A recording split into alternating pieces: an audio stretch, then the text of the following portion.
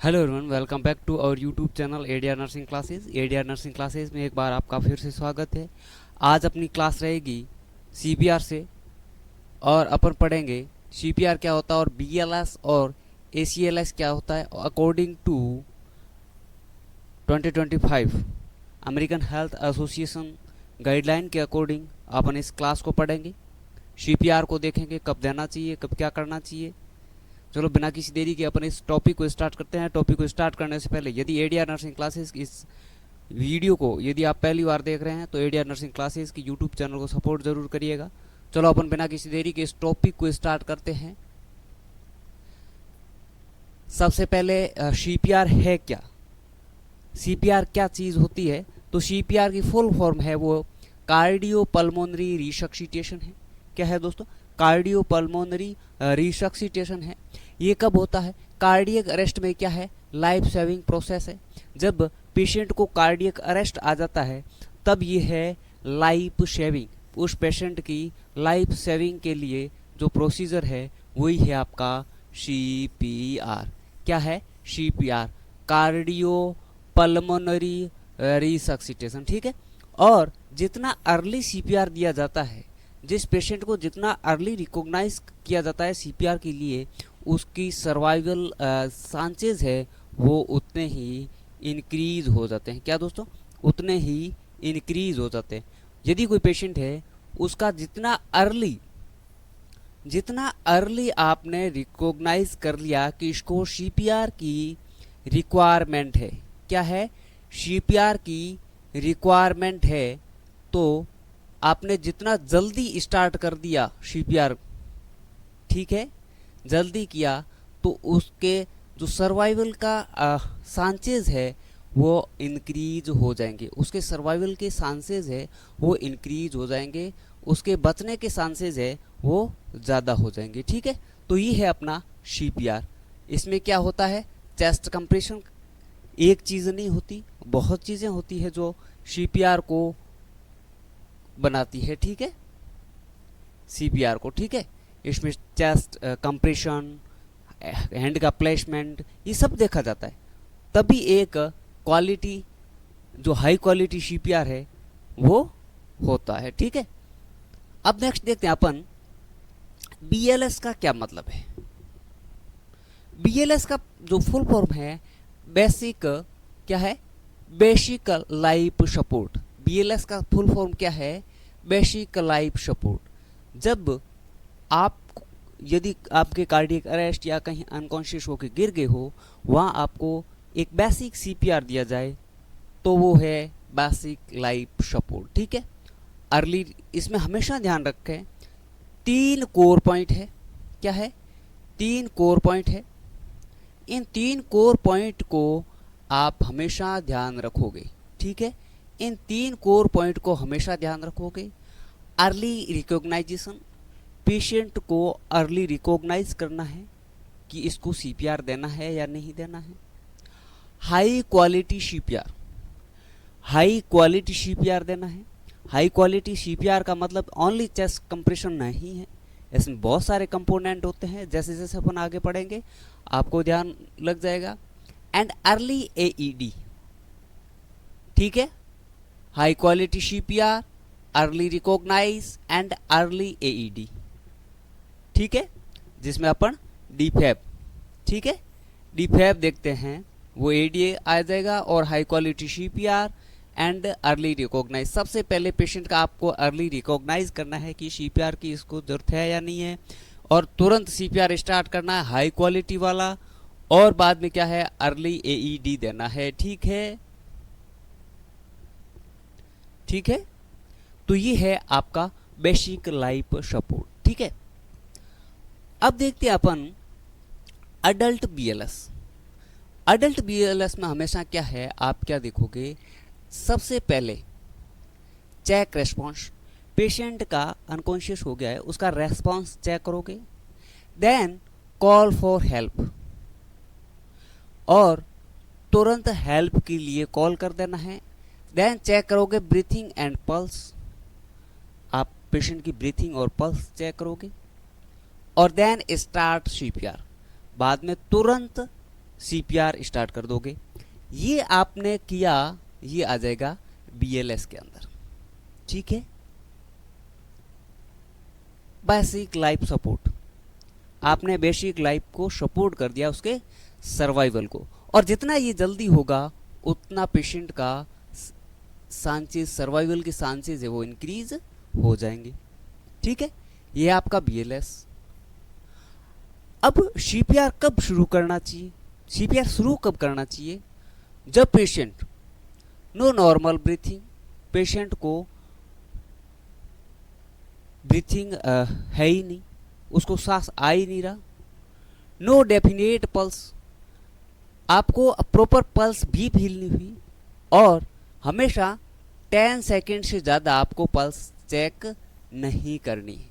ठीक है, 10 सेकेंड से कम के अंदर आपको पल्स चेक कर लेनी है। यदि पल्स नहीं मिल रही है और ब्रीथिंग नहीं है तो कंटिन्यू आपको CPR तुरंत स्टार्ट कर देना है, तुरंत CPR स्टार्ट कर देना है। पेशेंट को रेस्पिरेशन नहीं हो, पेशेंट की पल्स फील की, आपको लेस देन 10 सेकेंड, यदि ये दोनों पॉइंट आपको नहीं मिलते हैं नॉर्मल, दोनों पॉइंट आपको नॉर्मल नहीं मिलते हैं, ठीक है, नॉर्मल आपको नहीं मिलते हैं, तो आपको तुरंत क्या है CPR स्टार्ट कर देना है। क्या कर देना है? CPR स्टार्ट कर देना है। ठीक है, ये है आपका CPR कब स्टार्ट करना चाहिए। तो आप पहले रेस्पिरेशन चेक करोगे, देन पल्स चेक करोगे, दोनों नहीं मिल रही है तो आपको तुरंत आपको CPR स्टार्ट कर देना है। ठीक है, तुरंत आपको CPR स्टार्ट कर देना है। अब देखते हैं CPR रेट। चलो, आपने CPR स्टार्ट तो कर दिया, CPR रेट कितनी रखोगे आप? एक अडल्ट पेशेंट की CPR के अंदर आप 100 to 120 कंप्रेशन पर मिनट, कितने? 100 से 120 कंप्रेशन, याद रखें 100 से 120 आपको कंप्रेशन पर मिनट देने हैं। ठीक है, कितने? 100 से 120 कंप्रेशन पर मिनट आपको देने हैं। और जब आप चेस्ट कंप्रेशन दे रहे हो तो उसमें चेस्ट का डेप्थ, आप कंप्रेशन का डेप्थ कितना होना चाहिए? कम से कम आपका 5 सेंटीमीटर होना चाहिए। डेप्थ है अंदर की साइड 5 सेंटीमीटर होना चाहिए। ठीक है, इन अडल्ट पेशेंट, ठीक है। और न्यूनेट के अंदर आप कितना? 2 सेंटीमीटर। ठीक है, और CPR का रेशियो, अब आपको नॉर्मली ये ध्यान रखना है, आपने 30 कंप्रेशन दे दिए, चेस्ट कंप्रेशन दे दिए, ठीक है, तो आपको 2 ब्रीथ भी देने हैं। ठीक है, 2 ब्रीथ देने हैं। यदि आपके पास कोई इक्विपमेंट नहीं है तो आपको माउथ टू माउथ 2 ब्रीथ देने हैं। ठीक है, 30 कंप्रेशंस एंड 2 ब्रीथ, याद रखें रेशियो। यहां से एग्जाम में क्वेश्चन जरूर आता है कि एक अडल्ट में CPR कंप्रेशन रेशियो क्या रहना चाहिए, तो आप 30.2 करोगे। ठीक है, और चेस्ट कंप्रेशन रिकॉल हमेशा ध्यान रखें, आप प्रॉपर कंप्रेशन दे रहे हो 1 मिनट के अंदर 100 to 120 पर मिनट के हिसाब से, और 2 ब्रीथ भी दे रहे हो। यदि आप चेस्ट कंप्रेशन कर रहे हो, उसको वापस प्रॉपर फुल रिकॉल होने देना है। ठीक है, आप 5 सेंटीमीटर अंदर कंप्रेस कर रहे हो चेस्ट को, ठीक है, तो वापस 5 सेंटीमीटर चेस्ट ऊपर भी आना चाहिए और नीचे जाना चाहिए। ठीक है, ऐसा नहीं है कि आपने 5 सेंटीमीटर कंप्रेस तो कर दिया, वापस वो 5 सेंटर पे आ ही नहीं पाया। नो, आपको 5 सेंटीमीटर अप डाउन दोनों चीज होनी चाहिए। ठीक है, और आप हमेशा ध्यान रखें सीपीआर को इंटरप्ट नहीं करना है। ठीक है, जब तक उसको एडवांस सपोर्ट नहीं मिल जाए, हॉस्पिटल का सपोर्ट नहीं मिल जाए, तब तक उसको इंटरप्ट नहीं करना है। और एक्सेसिव वेंटिलेशन से बचें, और एक्सेसिव आपको वेंटिलेशन भी नहीं करना है। आपको ऐसा नहीं है कि आप चेस्ट कंप्रेशन कर रहे हैं और माउथ टू माउथ ब्रीथ को दबा के दे रहे हैं।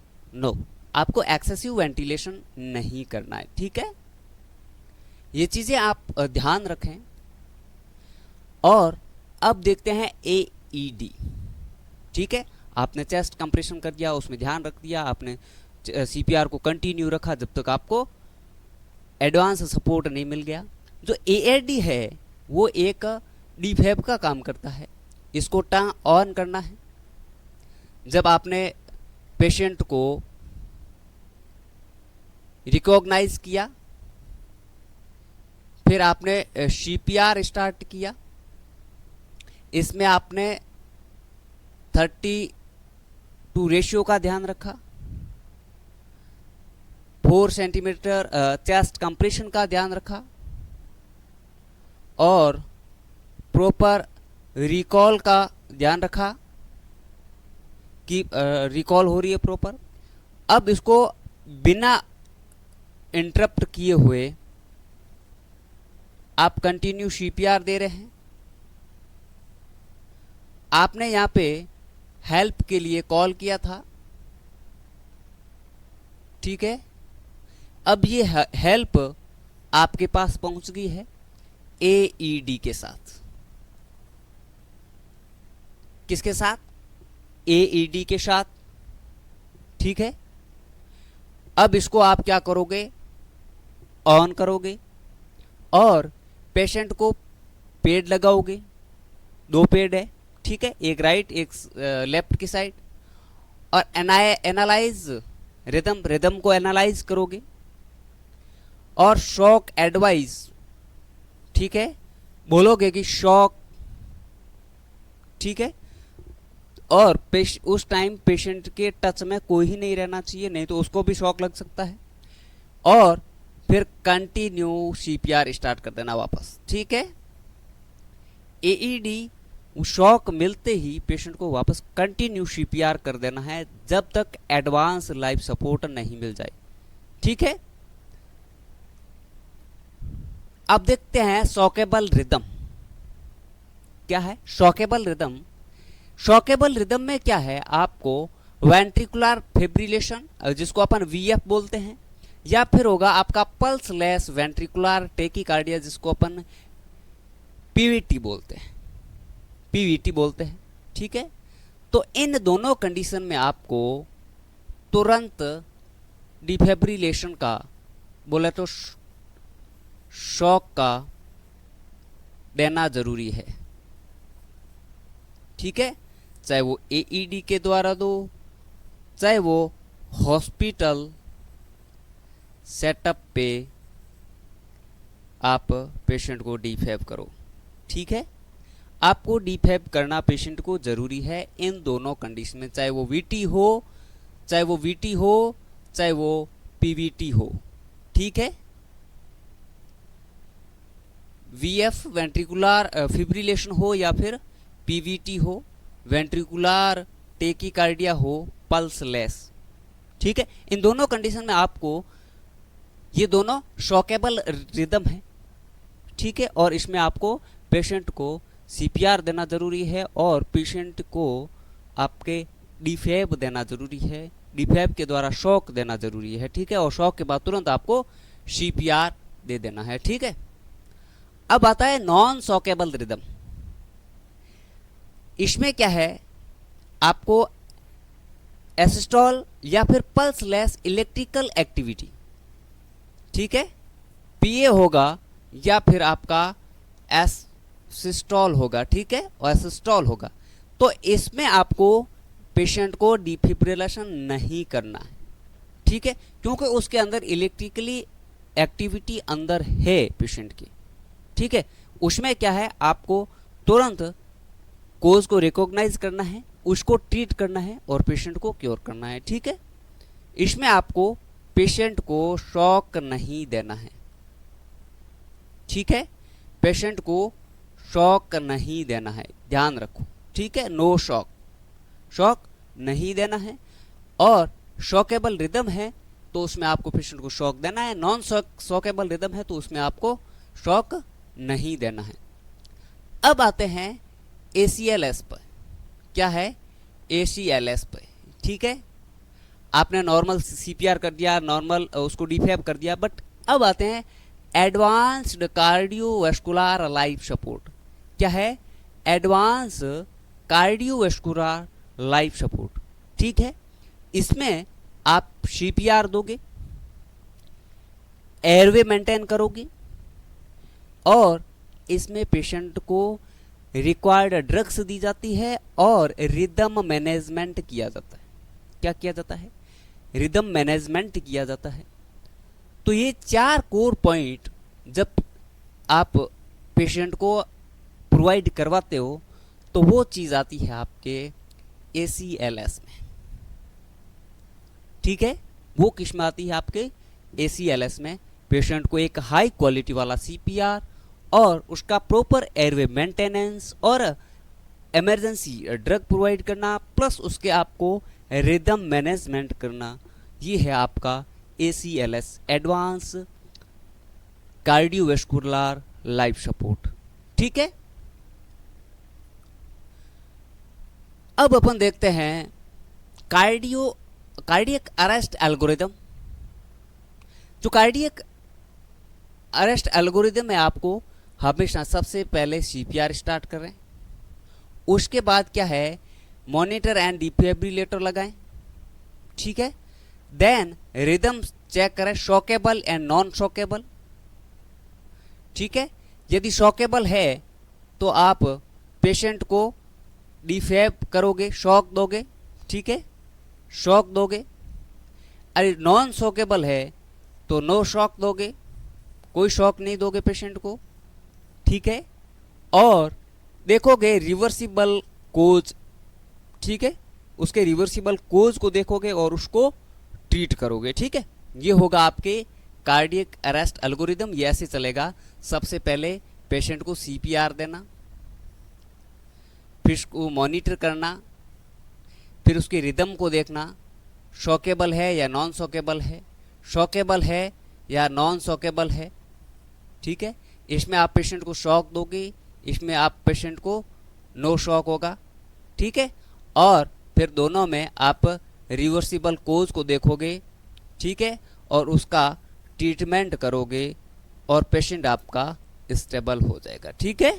ऐसे पेशेंट स्टेबल हो जाएगा, ठीक है। अब देखते हैं एसेंशियल ड्रग, जिसमें अपन सबसे पहले देखते हैं इफिनेफ्रिन।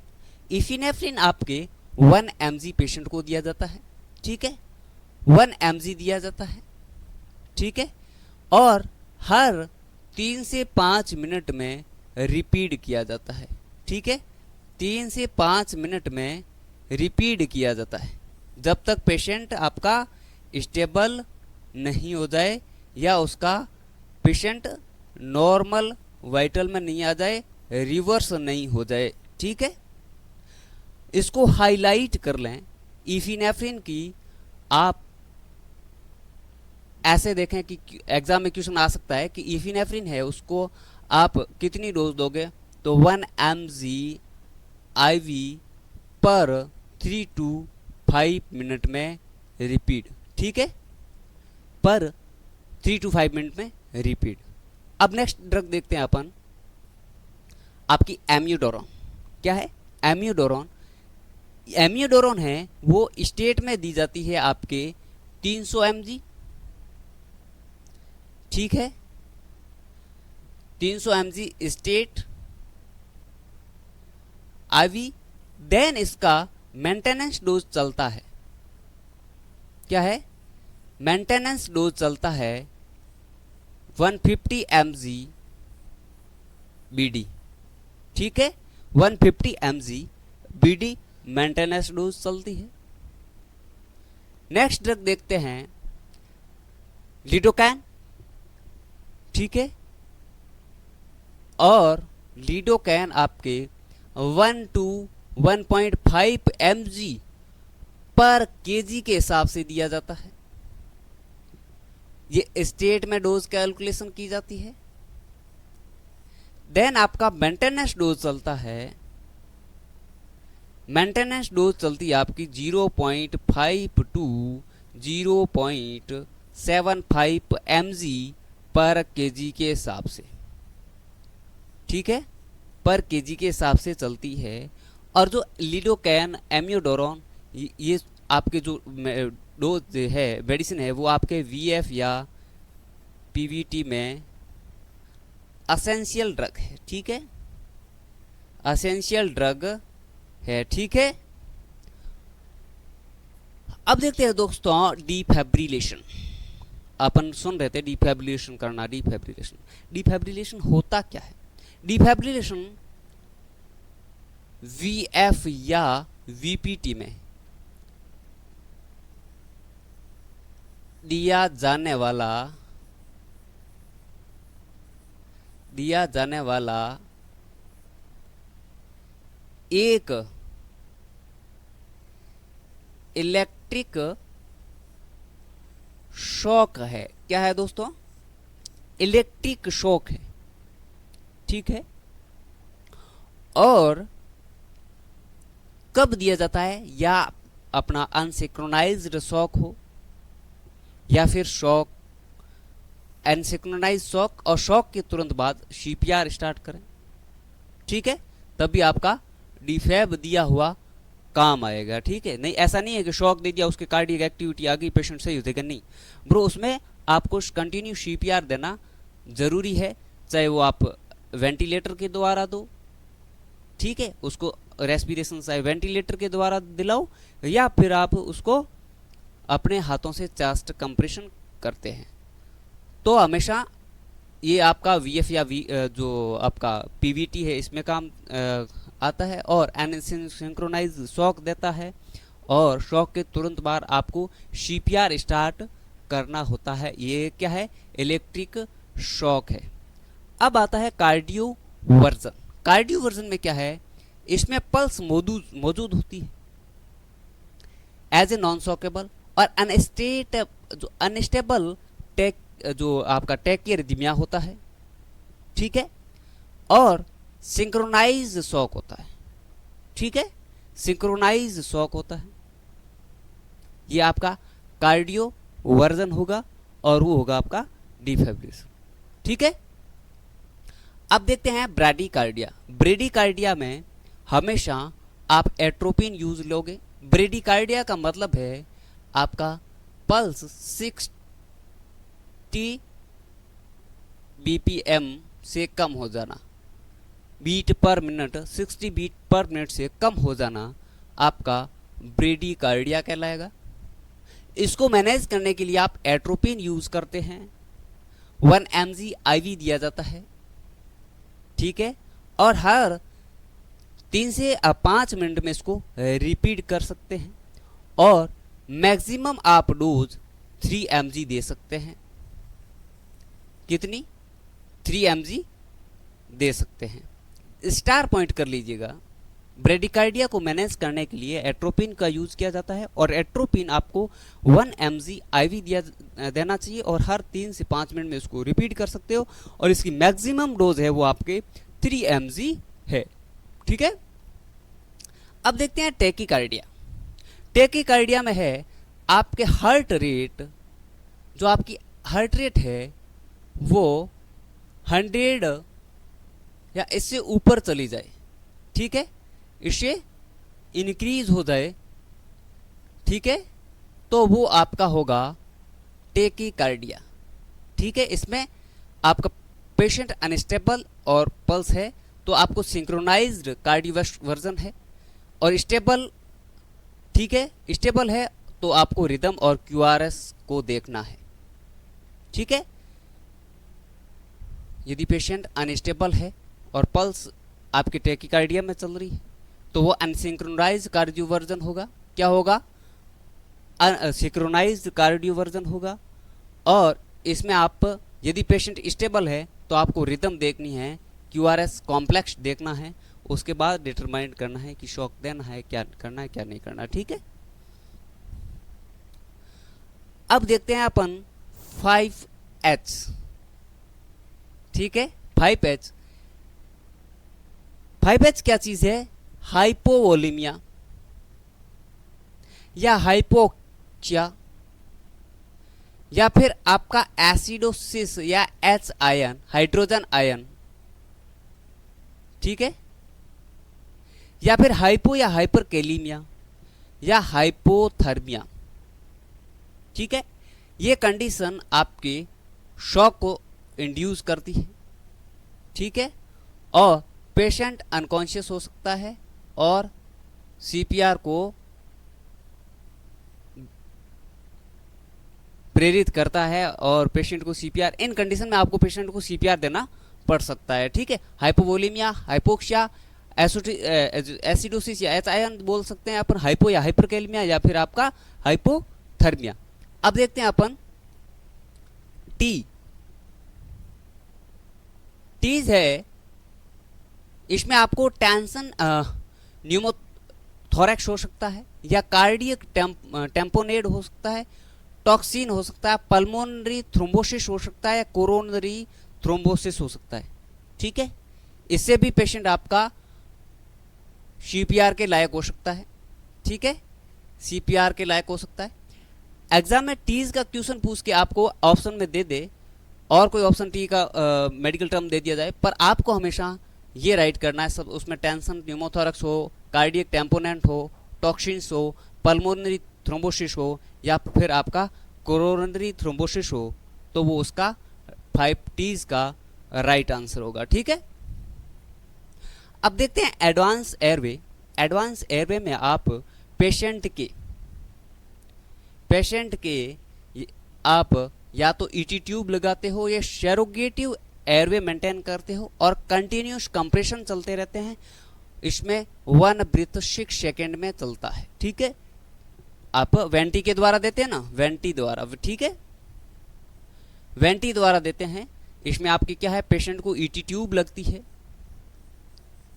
ठीक है, पेशेंट को ईटी ट्यूब लगती है, और इसमें 1 ब्रीथ दी जाती है आपके पर 6 सेकेंड में। कितनी? पर 6 सेकेंड में। ठीक है, ईटी ट्यूब के द्वारा एयरवे को मेंटेन करना आपका एडवांस एयरवे मैनेजमेंट के अंदर आएगा। ठीक है, अब देखते हैं ROSC। ROSC क्या है? Return to spontaneous circulation, return of spontaneous circulation. ठीक है, इसमें आपको airway, breathing and BP support करना है। ठीक है, और 12 लीड ईसीजी आपको देखने कंटिन्यू मैनेज करनी है, और जो अनकॉन्शियस का कोज है उसको मेंटेन करना है। यदि कोई पेशेंट है सडन गिर गया है और जस्ट आप उसके पास पहुंचे, वो पेशेंट जग गया और उसकी ब्रीथिंग वापस आ गई अपने आप, और पेशेंट कॉन्शियस हो गया, तो उसके आपको उसका एयरवे देखना है, एयरवे को मेंटेन करना है, ब्रीथिंग को मेंटेन करना है, और उसको बीपी सपोर्ट करनी है, बीपी मॉनिटर करनी है, और उसको 12 लीड ईसीजी के द्वारा मॉनिटर करना है। ठीक है, और उसको कोज निकालोगे कि वो अनकॉन्शियस हुआ क्यों, और उसको ट्रीट करना है। हो सका वो थ्रोम्बोलाइसिस, कोई थ्रोम्बस हो और उसके सर्कुलेशन में आया, वो सडन अनकॉन्शियस हो गया और गिर गया, आप गए, तब तक उसको सीपीआर की जरूरत नहीं पड़ी, वो वापस कॉन्शियस हो गया, और उस टाइम भी आपको पेशेंट को प्रॉपर मैनेज करना है अप टू 72 आवर। ठीक है, 48 टू 72 आवर्स तक उसको, पेशेंट को आपको निगरानी में रखना है, मॉनिटरिंग में रखना है। ठीक है, क्या मॉनिटरिंग करोगे? Airway, breathing, BP support and toilet lead ECG के द्वारा उस पेशेंट को मैनेज करोगे। ठीक है,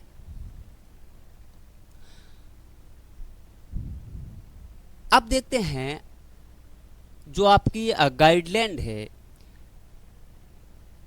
AHA, अमेरिकन हेल्थ एसोसिएशन के द्वारा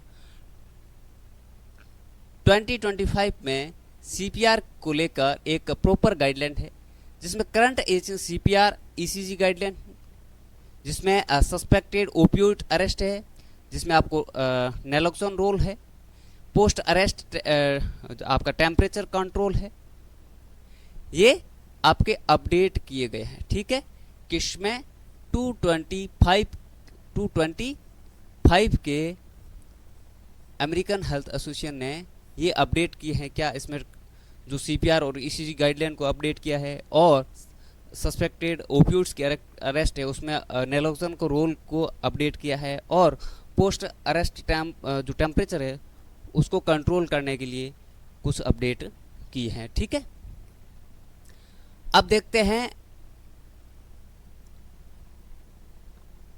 यदि आपके एस्ट्रोल की कंडीशन है तो उसमें शॉक नहीं जाएगा, या फिर आपके पीईए की कंडीशन है उसमें शॉक नहीं जाएगा, वीएफ या पीवीटी है तो उसमें पेशेंट को शॉक देना है। ठीक है, अनस्टेबल टैकीकार्डिया पल्स प्रेजेंट है तो वो आपका कार्डियो वर्जन हो जाएगा। ठीक है, कार्डियो वर्जन हो जाएगा। ठीक है, और इसमें आपको शॉक नहीं देना है, शॉक नहीं देना है। ठीक है, और